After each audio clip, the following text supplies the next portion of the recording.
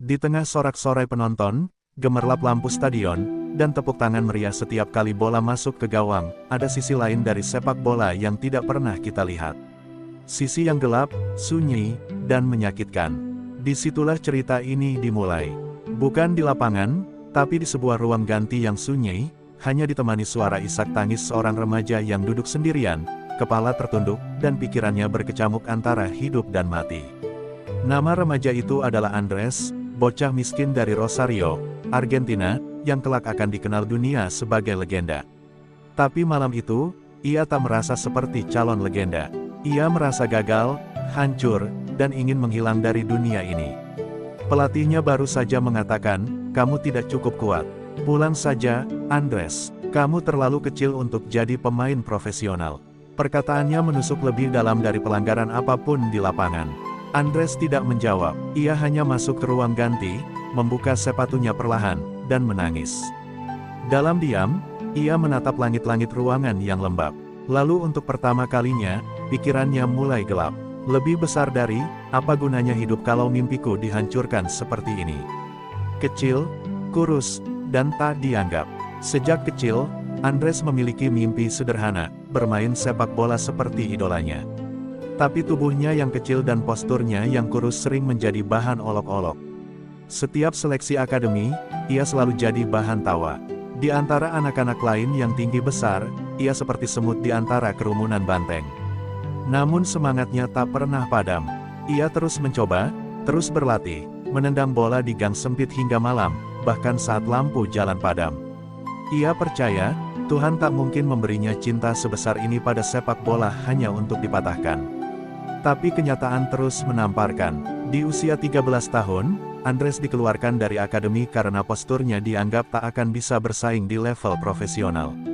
Ia pulang ke rumah tanpa berkata sepatah kata pun kepada ibunya. Malam itu ia hanya berbaring menatap atap rumah yang bocor, dan untuk kedua kalinya dalam hidupnya, ia bertanya. Lebih besar dari, kalau aku tak bisa bermain bola, aku mau hidup buat apa? Titik nadir, surat bunuh diri yang tak pernah dikirim. Tahun 2003 menjadi tahun tergelap. Andres yang saat itu berusia 16 tahun, sedang dalam masa pencarian jati diri. Setiap hari ia melihat teman-temannya pergi latihan, bermain untuk klub, dan dipuji pelatih. Sementara dia hanya menjadi penjaga skor di lapangan tanah kosong dekat rumahnya. Pada suatu malam, setelah ditolak untuk ketiga kalinya oleh klub lokal karena kurus dan lemah, Andres menulis surat. Bukan surat permintaan maaf, bukan juga surat cinta, tapi surat perpisahan untuk keluarganya. Dalam surat itu, ia menulis, "Lebih besar dari, Pak, maafkan aku. Aku sudah mencoba, tapi tidak ada tempat untuk orang seperti aku di dunia ini. Mungkin lebih baik aku pergi. Aku hanya beban." Namun takdir berkata lain. Saat Andres hendak meninggalkan rumah, ibunya membangunkannya tanpa sengaja karena suara pecahnya piring di dapur. Melihat ibunya menangis karena piring warisan nenek mereka pecah, Andres tiba-tiba terdiam. Bagaimana bisa aku pergi dan meninggalkan wanita yang bahkan menangis hanya karena piring tua? Surat itu tak pernah dikirim. Ia lipat rapi, disimpan di bawah kasur, dan Andres memutuskan untuk mencoba sekali lagi. Harapan dari tanah kecil. Tanpa sepengetahuan siapapun, Andres kembali mendaftar ke sebuah akademi kecil di pinggiran Rosario. Akademi ini tak punya lapangan rumput, tak punya seragam, bahkan tak punya bola yang utuh. Tapi di sanalah, untuk pertama kalinya, ada pelatih yang melihat bukan hanya postur tubuh Andres, tapi jiwa bertarungnya. Pelatih tua bernama Miguel berkata, "Lebih besar dari, nak, kamu mungkin kecil, tapi hatimu besar. Jangan pernah buang mimpimu hanya karena mereka tak mampu melihat cahayamu." Kata-kata itu seperti api yang membakar semangat Andres. Ia berlatih lebih keras dari siapapun. Tiap pagi, ia bangun sebelum matahari terbit. Setiap malam, ia tidur sambil menonton cuplikan pemain idolanya. Ia bahkan mencatat setiap gerakan, setiap pola serangan, dan mencoba menirunya di lapangan pasir itu. Tak lama kemudian, namanya mulai dikenal di lingkup lokal. Klub-klub kecil mulai mengundangnya untuk bermain. Ia mencetak gol, memberikan assist, dan lebih dari itu, ia menjadi pemimpin. Mimpi yang mulai bernyawa. Di usia 18 tahun, Andres mendapatkan tawaran pertamanya dari klub Divisi 2 Argentina. Gajinya sangat kecil, hanya cukup untuk makan dan naik bus, tapi ia menerimanya dengan senyum lebar. Ini adalah langkah pertamanya menuju mimpi yang sempat ia kubur sendiri. Ia memulai debutnya sebagai pemain cadangan. Namun saat masuk menggantikan pemain utama yang cedera, Andres membuat keajaiban, 1 assist, 1 gol, dan membawa tim menang di menit akhir. Media lokal menulis, pemain kecil, dengan permainan besar. Dari sana, segalanya berubah. Perlahan tapi pasti, Andres naik kasta. Dari klub Divisi 2, ia direkrut ke tim utama Divisi 1. Perjalanannya belum selesai, tapi setidaknya kini ia berada di jalur yang benar.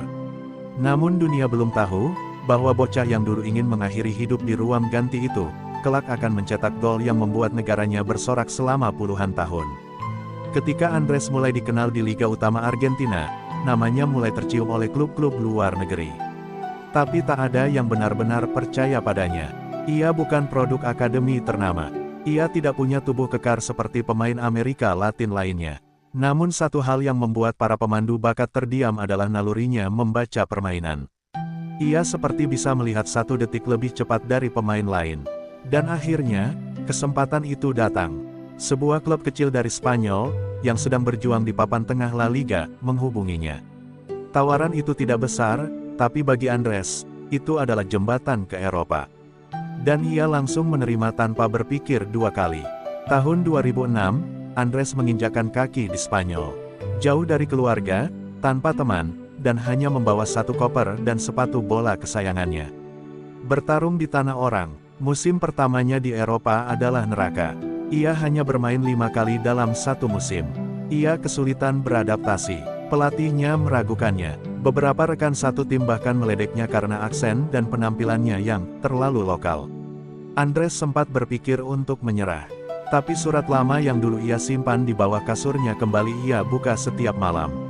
Lebih besar dari, jangan pergi lagi dengan cara yang sama. Dunia belum melihatmu. Ia terus latihan diam-diam. Saat pemain lain pulang, Andres masih di lapangan latihan. Ia menonton ulang pertandingan, menganalisis kekurangannya sendiri. Setiap hujan turun, ia tetap berlari. Dan musim berikutnya, hasilnya mulai terlihat. Cedera pemain inti membuka jalan baginya untuk bermain. Dan ia tak menyia-nyiakan. Di pertandingan penting melawan tim papan atas, Andres mencetak 1 gol dan 2 assist, mengantarkan klubnya menang mengejutkan. Media Spanyol menjulukinya, lebih besar dari El Cerebro, sang otak. Ia tak hanya bermain, ia mengatur ritme permainan seperti konduktor orkestra. Panggilan dari tanah air, penampilannya di Spanyol membuat pelatih timnas Argentina meliriknya. Dan akhirnya, pada tahun 2010, Andres mendapat panggilan untuk membela negaranya di Piala Dunia. Ini adalah momen yang dulu hanya ada di mimpinya saat menendang bola di jalanan Rosario. Dan siapa sangka, dalam laga pembuka, Andres mencetak gol spektakuler dari luar kotak penalti. Namanya menggema, ia menjadi bintang baru yang tak disangka-sangka. Bahkan legenda sepak bola dunia menyebutnya sebagai permata tersembunyi Argentina. Namun puncak karirnya belum tiba. Malam yang mengubah segalanya, final Piala Dunia 2014. Argentina melawan Jerman. Seluruh dunia menyaksikan. Stadion penuh, jutaan pasang mata menatap layar, dan Andres berdiri di tengah lapangan dengan ban kapten di lengannya. Di menit ke-113, ia menerima umpan lambung dari Messi. Dengan 1 sentuhan dada, ia mengontrol bola dan menembak ke pojok kiri gawang. Gol, seluruh negeri bersorak. Komentator menjerit, lebih besar dari Andres. Dari Rosario ke surga, Argentina juara dunia, dan nama Andres tercatat selamanya sebagai pencetak gol kemenangan di final. Legenda hidup. Usai turnamen, Andres menerima berbagai penghargaan. Ballon d'Or, pemain terbaik dunia, bahkan sebuah patung didirikan di kota kelahirannya. Namun bagi Andres, semua itu tak sebanding dengan satu hal. Lebih besar dari melihat ibunya menangis bahagia, bukan karena piring pecah, tapi karena anaknya menjadi legenda. Ia kembali ke ruang ganti stadion, kali ini bukan untuk menangis karena dikeluarkan, tapi karena bersyukur. Ia membuka sepatu, menatap langit-langit, dan berbisik. Lebih besar dari, aku tidak pergi, Ma. Aku tetap bertahan. Akhir yang membuka awal baru. Andres pensiun dengan elegan, lalu membuka akademi sepak bola untuk anak-anak miskin. Ia selalu berkata, lebih besar dari, aku bermain untuk mereka yang pernah merasa kecil, lemah, dan tidak dianggap. Karena aku tahu rasanya, dan aku tahu, mimpi yang paling mustahil bisa jadi kenyataan jika kita bertahan. Dan begitulah, seorang anak kurus dari Rosario, yang dulu hampir mengakhiri hidup di ruang ganti karena cemoohan, kini menjadi inspirasi dunia.